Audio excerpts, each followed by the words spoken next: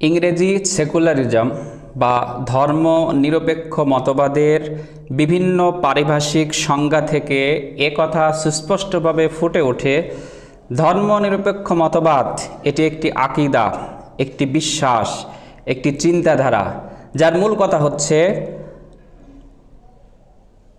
মানুষের পরিবার নীতি, সমাজনীতি, রাষ্ট্রনীতি, শিক্ষানীতি, যুদ্ধনীতি এবং সংস্কৃতি ইত্যাদি দিক ও বিভাগ থাকবে সম্পূর্ণ ধর্মমুক্ত এবং ধর্মহীন।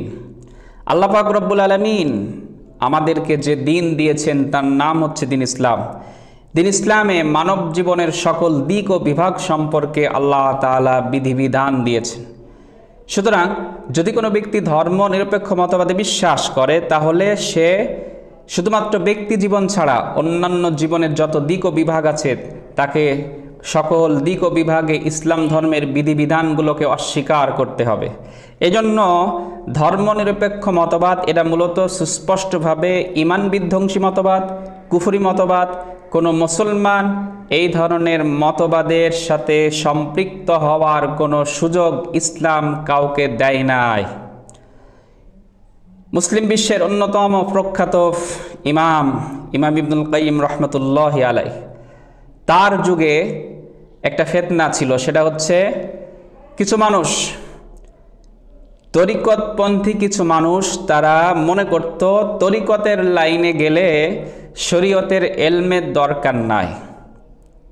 এজন্য তার যুগে তিনি ইমাম ছিলেন এবং তিনি এই মতবাদের বিশ্বাসী লোকদের মতবাদকে খণ্ডন করতে গিয়ে তার বিখ্যাত কিতাব মাদারিজুস সালিকিন দ্বিতীয় খণ্ডের মানজিলাতুল ইলম অধ্যায়ে তিনি এই সমস্ত লোকদের ব্যাপারে মন্তব্য করতে গিয়ে তিনি বলেছেন যে নাইবু ইবলিস, অর্থাৎ যারা এই ধরনের মতবাদে বিশ্বাসী তারা হচ্ছে ইবলিসের প্রতিনিধি বা সহচর।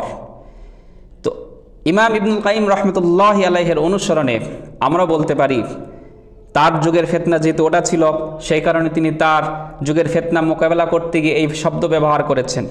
আমাদের যুগে অন্যতম বড় একটা ঈমান বিধ্বংসী ফিতনা হচ্ছে ধর্ম নিরপেক্ষ মতবাদ।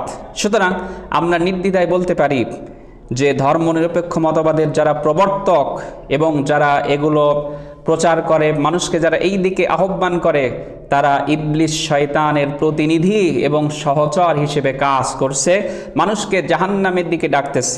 আল্লাহ তাআলা মুসলিম উম্মাহকে এই ধরনের কুফরি এবং ঈমান বিধ্বংসী মতবাদ থেকে হেফাজত করুন, আমিন।